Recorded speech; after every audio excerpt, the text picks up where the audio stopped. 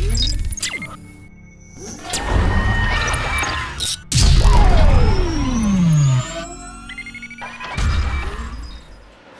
पिछले class lecture number 2 में आप लोग को चार्ज के विषय में बताए थे कि चार्ज कैसे क्या होता है। जैसे एक बॉडी से दूसरे बॉडी में जाते हैं तो अगर इलेक्ट्रॉन मूव करता है तो जिस बॉडी से इलेक्ट्रॉन दूसरे बॉडी में जाता है, जहां पे जाता है वहां मास इंक्रीज करता है और जहां से निकलता है वहां मास डिक्रीज होता है। ये सब चीज हमने आप लोग को बताए थे।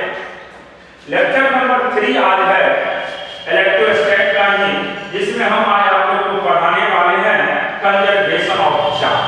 किसके विषय में? Conservation of charge. तो हमें डिफरेंट डेफिनेशन समझिए। कंजर्वेशन, जैसे आप जानते हैं ना तो चार्ज को हम क्रिएट कर सकते हैं, ना ही चार्ज को डिस्ट्रॉय कर सकते हैं। तो इसका मतलब है कि चार्ज का हम कन्वर्शन कर सकते हैं। उसी तरीका से लिखे हैं कंजर्वेशन ऑफ चार्ज का definition, it can neither be created nor be destroyed. ना तो हम चार्ज को क्रिएट कर सकते हैं, ना ही चार्ज को डिस्ट्रॉय कर सकते हैं। जैसे एक एग्जांपल समझिएगा आप लोग, जैसे कोई बॉडी A प्लस B है, इससे बना है ये C प्लस D। इसका मतलब समझिए, ये हो गया रिएक्टेंट और ये हो गया आपका product. A plus B reactant और C प्लस D जो बना है ये प्रोडक्ट है। अगर हम बात करेंगे कंजर्वेशन ऑफ चार्ज के विषय में तो यहाँ पे आपको ये समझना होगा कि रिएक्टेंट का चार्ज और प्रोडक्ट का चार्ज ऑलवेज क्या होना चाहिए? कंजर्व होना चाहिए। इसीलिए हम लोग लिखेंगे यहाँ पे charge of A plus charge of B बराबर charge of C plus charge of D। इसका मतलब ये हुआ कि चार्ज जो रिएक्टेंट का होगा और चार्ज जो प्रोडक्ट का होगा वह ऑलवेज क्या होगा? सेम होगा। तो हम कहते हैं कि चार्ज सिस्टम का क्या रहेगा? कंजर्व। क्लियर हो गया कॉन्सेप्ट कि चार्ज तभी कंजर्व होते हैं कि जब रिएक्टेंट और प्रोडक्ट दोनों का चार्ज ऑलवेज क्या होता है? सेम। जब रिएक्टेंट और प्रोडक्ट दोनों का चार्ज इक्वल हो जाता है तो हम कहते हैं कि सिस्टम में चार्ज क्या है? कंजर्व है। हो सकता है A B का चार्ज में वेरिएशन हो सकता है। अगर मान लीजिए यहाँ पे चार्ज A का ज्यादा है तो हो सकता है C का कम हो जाए, लेकिन जितना लेफ्ट हैंड साइड में चार्ज होना चाहिए उतना ही राइट हैंड साइड में भी चार्ज होना चाहिए। जब तक लेफ्ट और राइट हैंड दोनों चार्ज इक्वल नहीं होगा तब तक हम नहीं कह सकते हैं कि चार्ज कंजर्व है। चार्ज कंजर्व होने के लिए जरूरी है, नेसेसरी कंडीशन है कि रिएक्टर और प्रोडक्ट दोनों का चार्ज क्या होना चाहिए? इक्वल होना चाहिए। रिएक्टर और प्रोडक्ट का चार्ज जब इक्वल होता है तो हम कहते हैं चार्ज हमेशा सिस्टम का क्या है? कंजर्व है। अब नेक्स्ट हेडिंग देखिए, quantization of charge. Quantization of charge.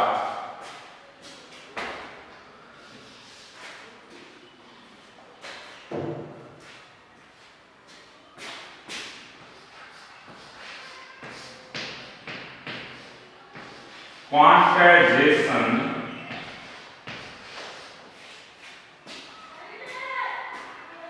Of charge.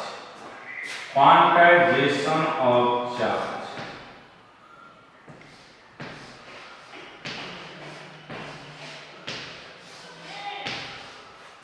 Quantization of charge क्या है? Next heading quantization of charge. It is definition लिखिए। It is an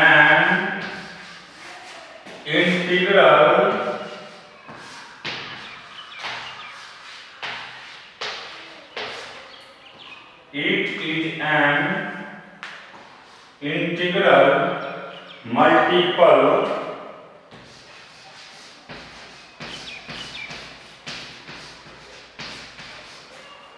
of charge. It is an integral integral multiple of charge.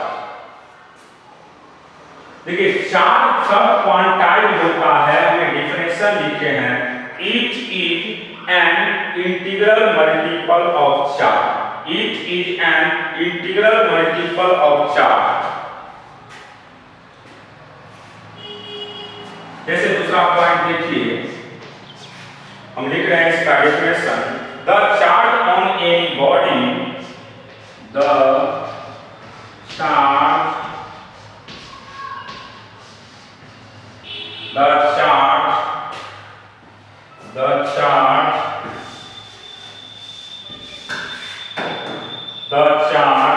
on any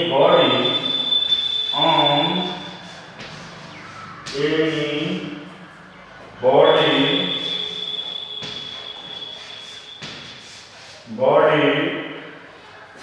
will be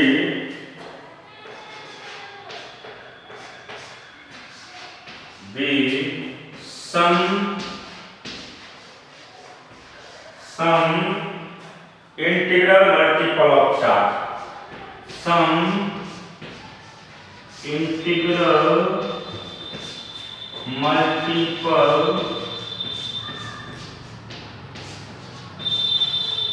of charge।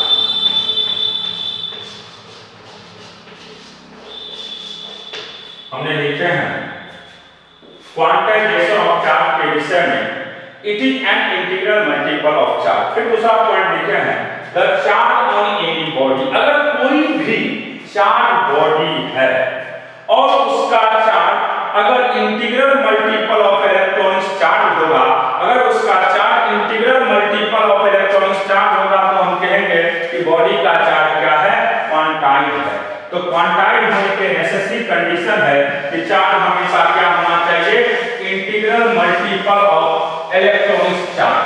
कोई भी charge body है और उसका charge अगर integral multiple of electronics charge होता है, तो हम कहते हैं कि चार्ज क्वांटाइज होगा। इसीलिए यहाँ पे Q बराबर, आप लोग फॉर्मूला याद रखिएगा, N into E। Q का वैल्यू क्या होगा बाबू, N into E। इसको प्लस माइनस NE भी लिखते हैं हम लोग, क्या लिखते हैं, plus minus NE। Plus minus NE दोनों हो सकता है वैल्यू, तो Q का वैल्यू क्या हो गया, plus minus NE, plus minus NE, जहां पे N हो गया इंटीजर, जिसका वैल्यू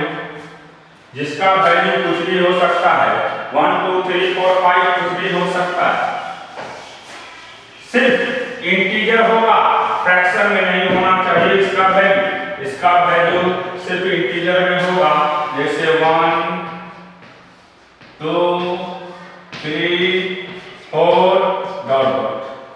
एंड कभी भी फ्रैक्शन में नहीं होना चाहिए, जैसे 1.5 2.9 ये सब नहीं होना चाहिए। और E हो गया आपका इलेक्ट्रॉनिक चार्ज, E क्या हो गया आपका, इलेक्ट्रॉनिक चार्ज। E जो हो गया वह इलेक्ट्रॉनिक चार्ज हो गया।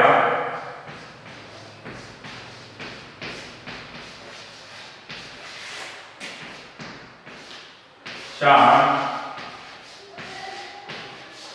जिसका वैल्यू 1.6 गुने 10 टू द पावर -19 कूलम, जिसका वैल्यू 1.6 गुने 10 टू द पावर -19 कूलम।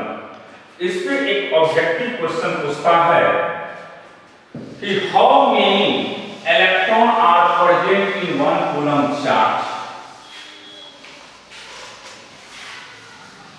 बहुत अच्छा ऑब्जेक्टिव है ये क्वेश्चन, लिखते हैं हम,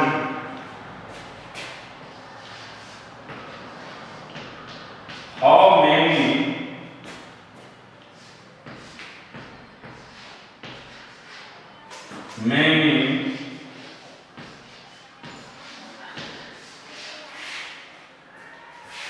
number of electrons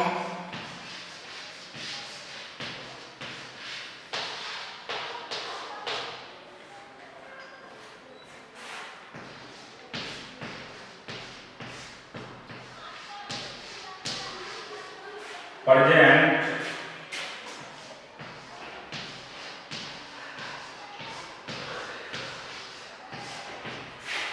1 coulomb charge.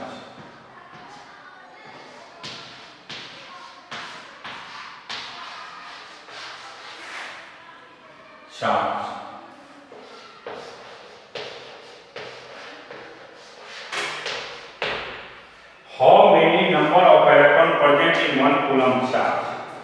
देखिए आपके पास जब इसको सॉल्व करिएगा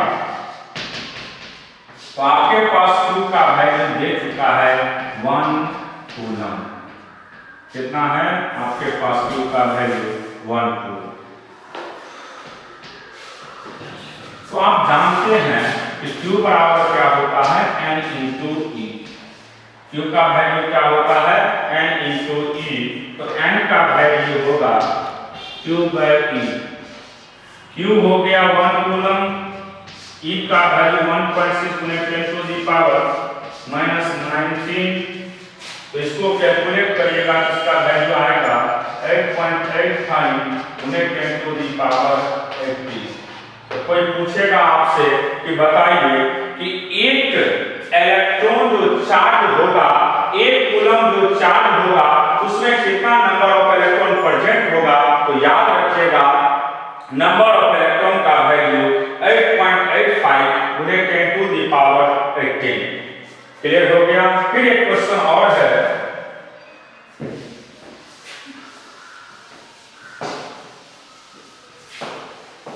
तो how many electron are present in 1 coulomb charge? जब भी ऐसा क्वेश्चन देगा तो आप सिंपल याद रखिएगा कि एक कूलम चार्ज में कितना नंबर ऑफ इलेक्ट्रॉन प्रेजेंट रहेगा।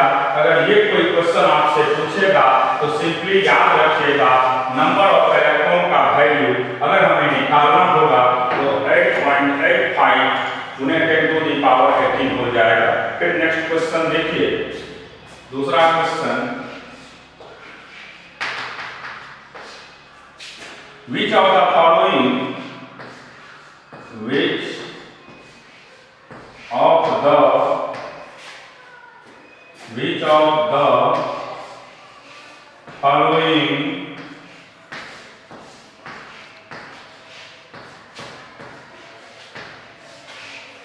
charge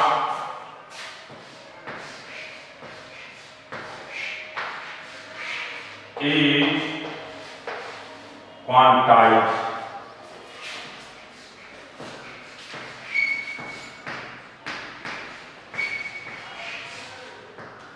जैसे पहला ऑप्शन 1.6 गुने 10 to the power -20 coulomb,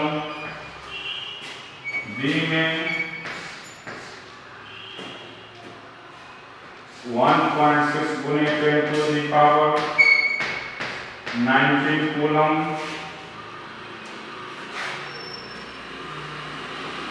C में 1.6 गुने 10 to the power 18 coulomb, D में नमक दी।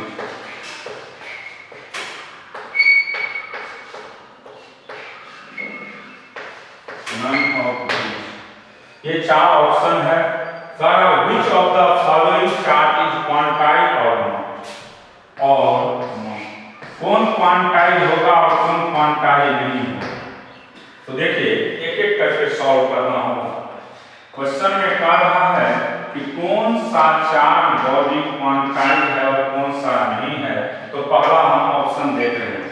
जैसे मेरे पास Q का वैल्यू दिया है 1.6 गुने 10 टू दी पावर -20 कूलम, और हम जानते हैं कि n का वैल्यू हमेशा Q बाई E होता है। तो Q हो गया 1.6 गुने 10 टू दी पावर -20 अपॉन 1.6 गुने 10 टू दी पावर -19, ये हो जाएगा 1/10। ये इंटीजर नहीं है, फ्रैक्शन में है, तो charge is not quantize. Charge is not quantize.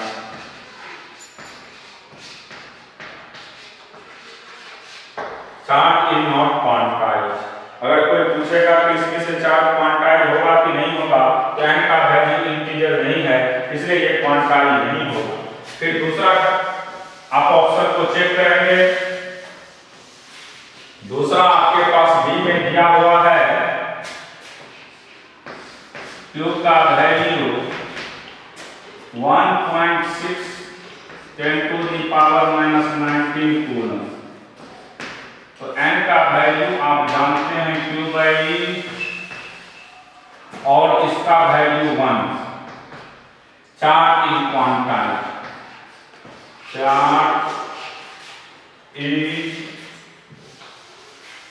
Charge is quantized और 1 हो गया तो charge is quantized.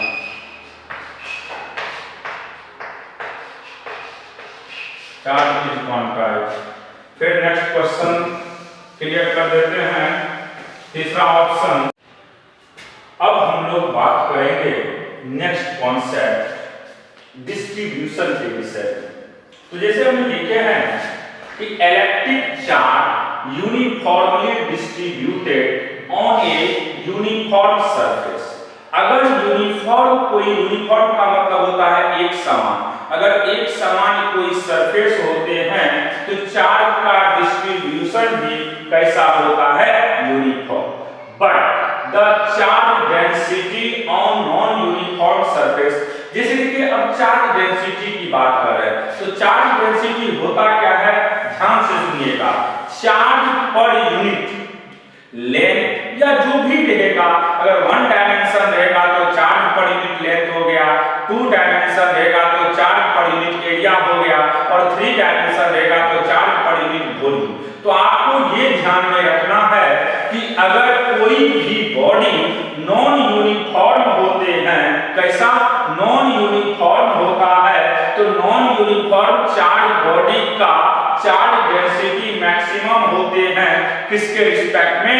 Uniform charge body के रिस्पेक्ट में। तो हमने यहाँ लिखे हैं कॉन्सेप्ट कि electric charge uniformly distributed on uniform surface but the charge density of a non-uniform surface is maximum on that point।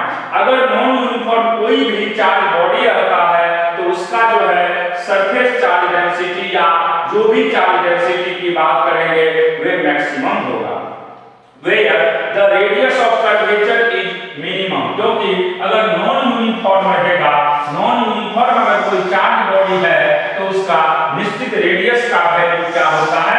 Minimum होता है। अगर जिसका रेडियस मिनिमम होगा उसका डेंसिटी जो है सरफेस चार्ज डेंसिटी वह क्या होगा? मैक्सिमम होगा। जैसे एक एग्जांपल के थ्रू आप लोगों को अब हम समझा रहे हैं, ध्यान से देखिएगा सभी लोग।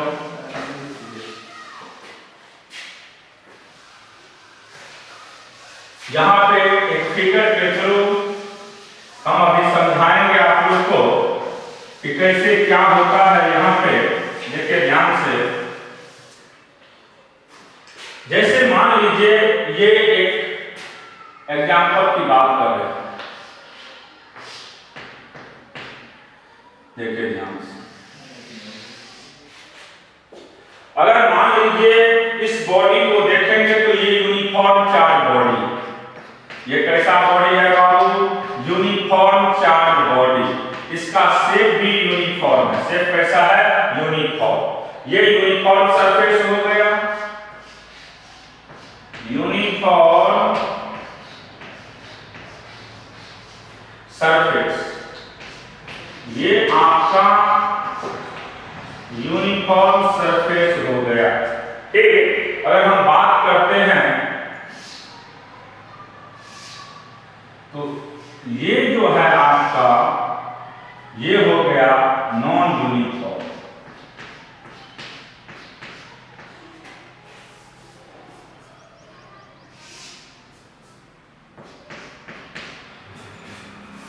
इसको हम कहेंगे नॉन यूनिफॉर्म सरफेस।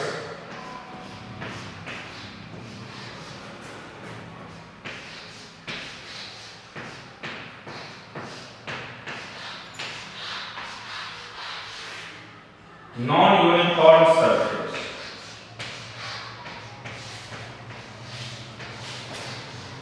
ये हो गया आपका यूनिफॉर्म सरफेस और ये हो गया नॉन यूनिफॉर्म सरफेस। ये यूनिफॉर्म हो गया और ये नॉन यूनिफॉर्म हो गया। अगर इसमें आपसे पूछेगा कि बताइए सरफेस चार्ज डेंसिटी किसका ज्यादा होगा, तो इसका रेडियस ज्यादा होगा, इसलिए इसका सरफेस चार्ज डेंसिटी कम होगा। इसका रेडियस कम होगा, इसलिए इसका सरफेस चार्ज डेंसिटी का वैल्यू ज्यादा होगा। तो आप सेट कर दीजिएगा कि अगर कोई भी चार्ज बॉडी है, अगर उसका शेप नॉन यूनिफॉर्म होते हैं तो उसका सरफेस चार्ज डेंसिटी का वैल्यू ज्यादा होगा किसके रिस्पेक्ट में, यूनिफॉर्म चार्ज बॉडी के रिस्पेक्ट में। क्लियर हो गया कि अगर कोई भी नॉन यूनिफॉर्म चार्ज बॉडी है तो नॉन यूनिफॉर्म चार्ज बॉडी का सरफेस चार्ज डेंसिटी का वैल्यू क्या होता है, मैक्सिमम होता है किसके रिस्पेक्ट में, तो यूनिफॉर्म चार्ज बॉडी के रिस्पेक्ट में। यूनिफॉर्म चार्ज बॉडी के रिस्पेक्ट में नॉन यूनिफॉर्म चार्ज बॉडी का मैक्सिमम होता है सरफेस चार्ज डेंसिटी का वैल्यू। दिस इज व्हाई इसका कारण सबसे बड़ा है, this is why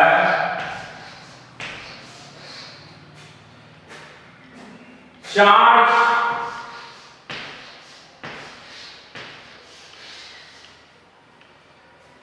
lift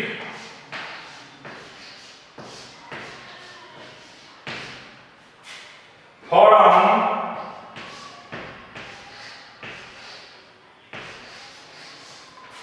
sharp point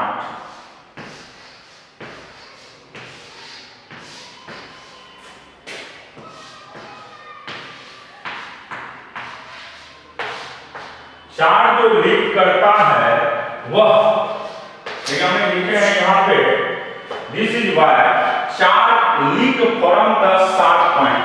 charge जो लीक करता हमेशा वह किस पॉइंट से करता है, शार्प पॉइंट से।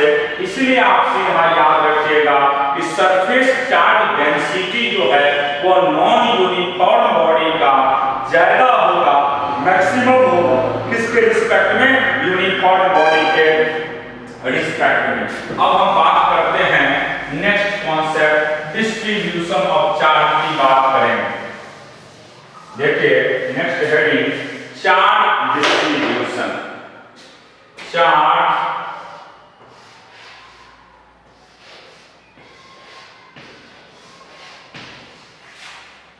डिस्ट्रीब्यूशन।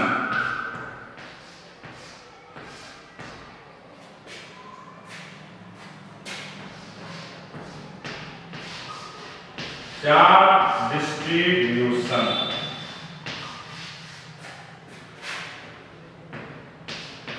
चार्ज डिस्ट्रीब्यूशन की बात कर रहे हैं। N amount of charge, N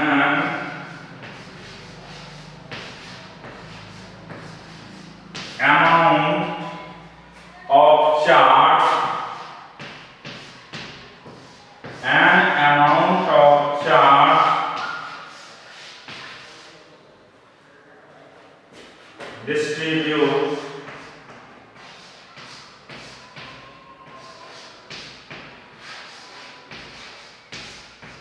distribute uniformly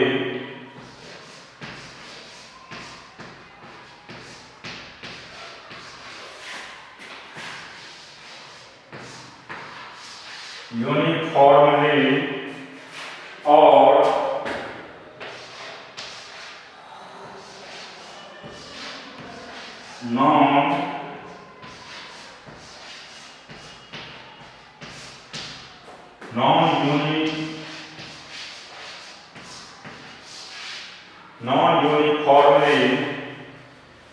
non-uniformly on a body, on a body, on a body, isolated conductor, isolated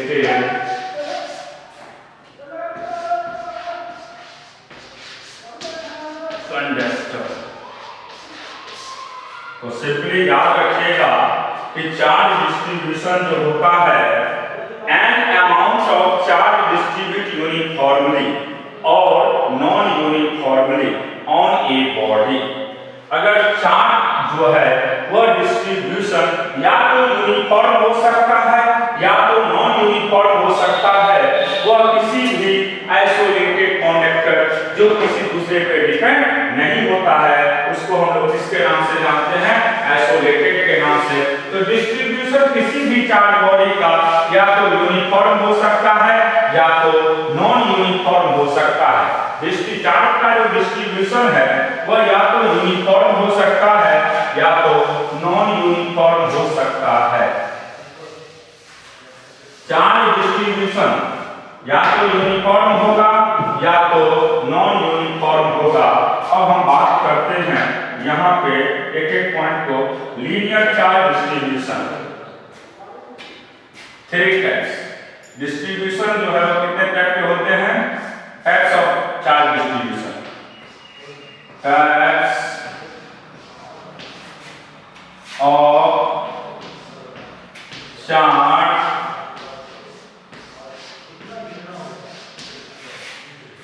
distribution.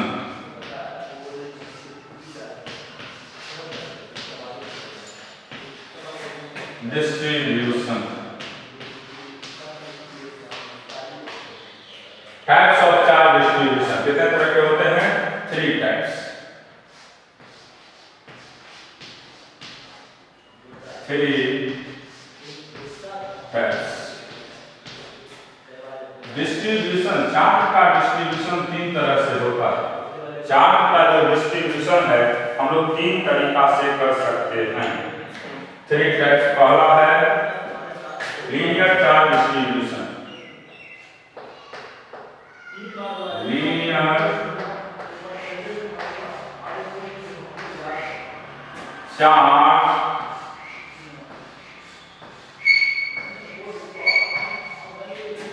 Distribution.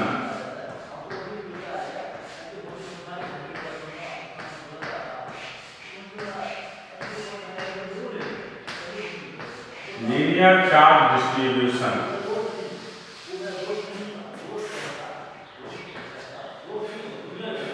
Linear charge distribution.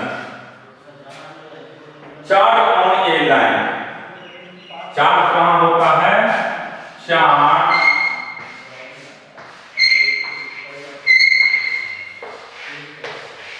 On A line. अगर charge का distribution line पे होता है तो उसको क्या कहते हैं हम लोग? Linear charge distribution. सिंपल याद रखिएगा कि चार्ज का डिस्ट्रीब्यूशन अगर लाइन पे होता है उसको किसके नाम से जानते हैं हम लोग? Linear charge distribution. For example simple याद रखिएगा कि चार्ज का डिस्ट्रीब्यूशन कहां होना चाहिए? लाइन पे। अगर चार्ज डिस्ट्रीब्यूट लाइन पे करता है उसको लीनियर कहते हैं। इसका एग्जांपल हो गया आपका charge straight wire. Charge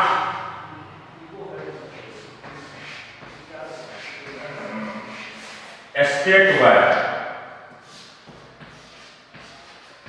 state charge straight wire. पहला इसका एग्जांपल हो गया चार्ज स्टेट वायर और circular charge ring. Circular charge ring.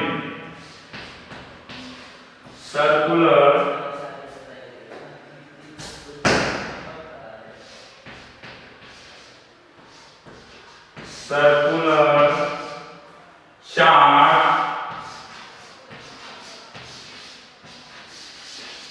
Ring.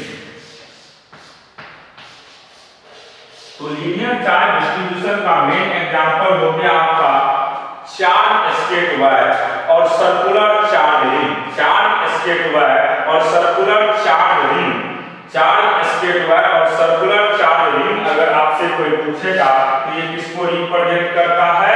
ETC लिख लीजिएगा। इस पे और भी हो सकता है लेकिन आपको ध्यान में यही रखना है कि लीनियर चार्ज डिस्ट्रीब्यूशन का मतलब हो गया चार्ज ऑन ए लाइन और इसका मेन चार्ज स्टेट वाई और दूसरा हो गया सर्कुलर चार्जिंग। जैसे हम दिखा रहे हैं फिगर के थ्रू, समझिएगा। लाइन चार्ज जो भी होगा वो लीनियर को रिप्रेजेंट करेगा और दूसरा हो गया आपका सर्कुलर चार्जिंग। सर्कुलर चार्जिंग भी किसको रिप्रेजेंट करता है? लीनियर को। सर्कुलर चार्जिंग भी लीनियर को ही रिप्रेजेंट करता है। सर्कुलर चार्जिंग जो है ये भी लीनियर को ही रिप्रेजेंट करता है। तो देखिए ध्यान से, अब इसके आगे लैम्डा, इसको कहते हैं हम लोग linear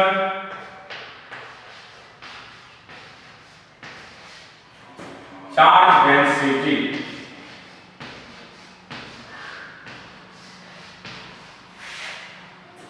linear charge density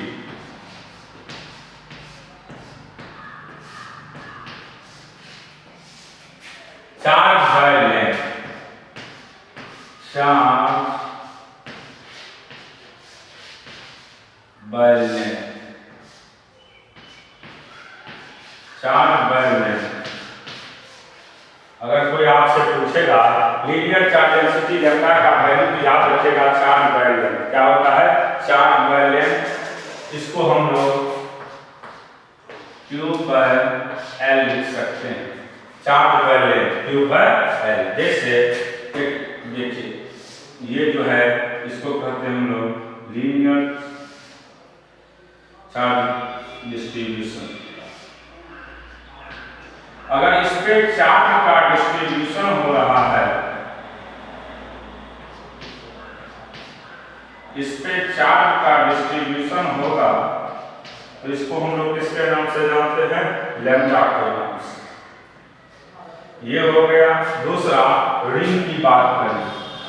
ring समझते हैं सब लोग, सर्कुलर रिंग है। ये जो हम लोग अंगूठी पहनते हैं उसी को रिंग के नाम से भी जानते हैं।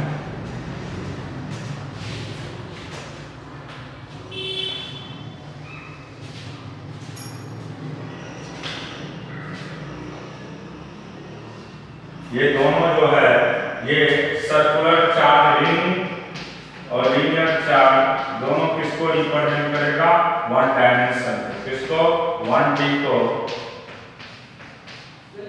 ये भी लैम्डा हो गया, ये भी क्या हो गया? लैम्डा। अब अगर हम इसका यूनिट की बात करते हैं, SI यूनिट,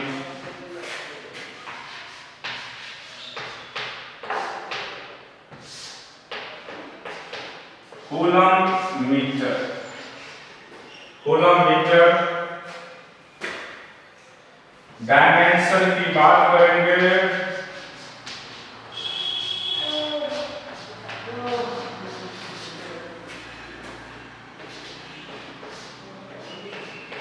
M0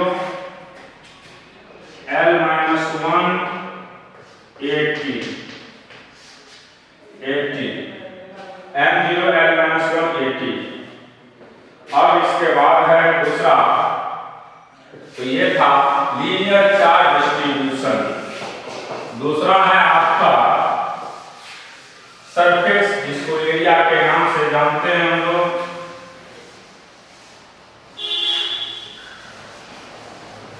लीनियर के बाद हम लोग बात करेंगे अब सरफेस चार्ज डिस्ट्रीब्यूशन का। Surface charge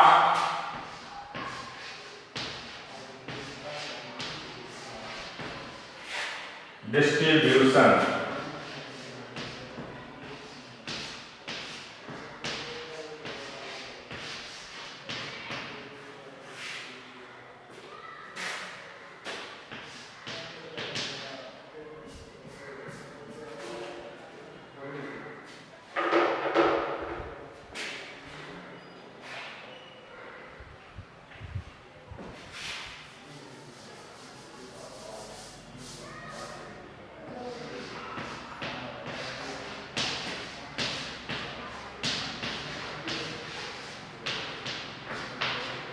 surface charge distribution.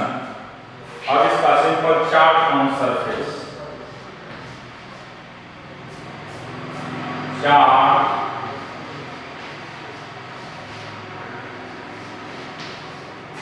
On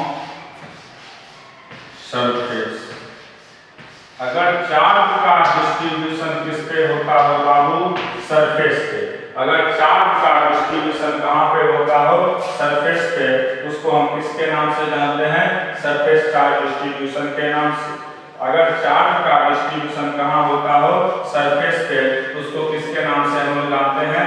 surface charge distribution के नाम से। जैसे इसका एग्जाम्पल की बात करिएगा आप लोग, तो इसका एग्जाम्पल हो जाएगा, इसका सिंपल एग्जाम्पल हो जाएगा कंडक्टिंग स्फीयर। कंडक्टिंग स्फीयर, उसी को होलो स्फीयर कहते हैं हम लोग। होलो स्फीयर, कंडक्टिंग स्फीयर तो या होलो स्फीयर, कंडक्टिंग सिलेंडर भी हो गया।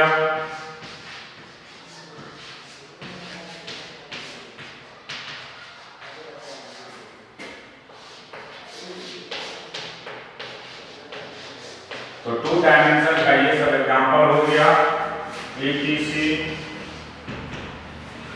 तो अगर चार्ज का डिस्ट्रीब्यूशन सरफेस पे होता है, जैसे प्लानेट शिप हो गया, कंडक्टिंग स्फीयर हो गया, इसको होलो स्फीयर कहते हैं, और कंडक्टिंग सिलेंडर भी हो गया, ये सभी इसको रिप्रेजेंट करता है 2 डायमेंशन को। जैसे इसका अगर हम बात करेंगे तो चार्ज बाय एरिया हो जाएगा। इसका वैल्यू क्या होगा? Charge by area. इसको रिप्रेजेंट करते हैं हम लोग सिग्मा से। इसको कहते हैं सरफेस चार्ज डेंसिटी। चार्ज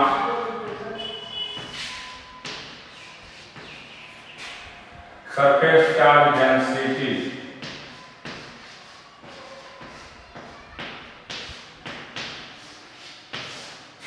इसका वैल्यू होता है charge by area.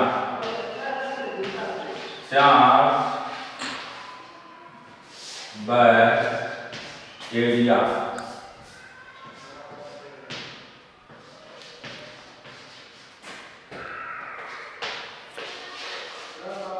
Q by area. Q by area हो गया इसका वैल्यू। चार्ज बाय एरिया होता है इसका वैल्यू।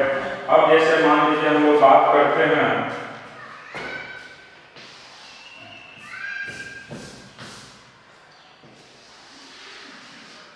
इसको हम लोग कहते हैं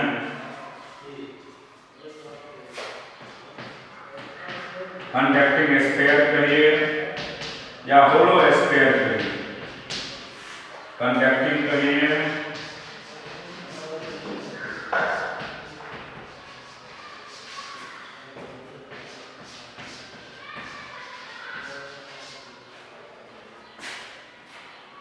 ये भी सीमा को रिप्रेजेंट करेगा।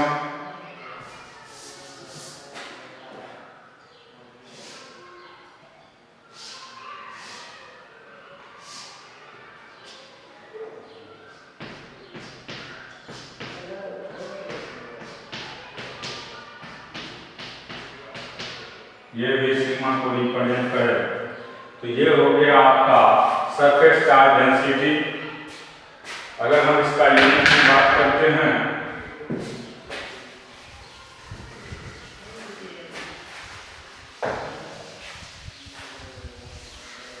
यूनिट की बात करते हैं तो चार्ज का area coulomb metre square. Unit हो जाएगा इसका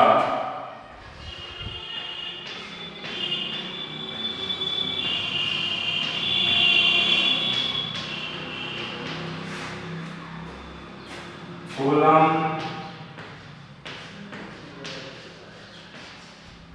या सी मीटर स्क्वायर कर दीजिए। सी का मतलब कूलम मीटर स्क्वायर। डायमेंशन की बात करेंगे,